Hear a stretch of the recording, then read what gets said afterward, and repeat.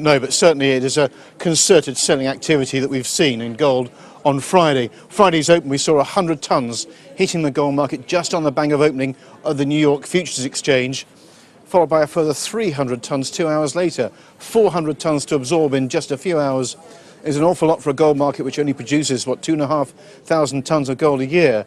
We saw the same thing again on Monday. We can assume that the weak short positions out there have been flushed out in no time at all.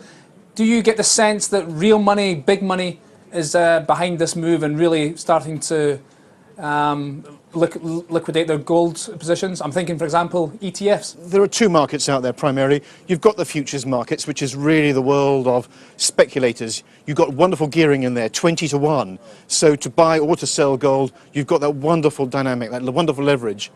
The world of ETFs is very much more not the world of speculators, but the world of investors. They're the long-term players.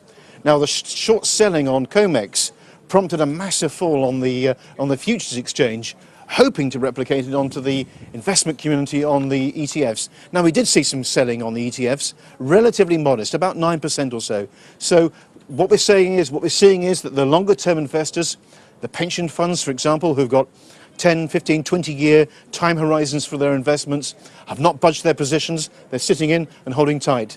They believe the gold story and they're sitting with it. We haven't mentioned central banks yet. They're huge holders of gold and have been building up their positions in the last few years, especially Absolutely. since the crisis. Do we get the sense that central banks have been part of this selling as well, or not? I'd be very surprised if it were the case. But on the subject of central banks, it was suggested that the possibility that Cyprus would have to be forced to sell its gold reserves, they hold 14 tonnes of gold to cope with the deficit that they're now running, may have precipitated a part of the decision to go short gold. Now, 14 tonnes is a very small amount in the scheme of things.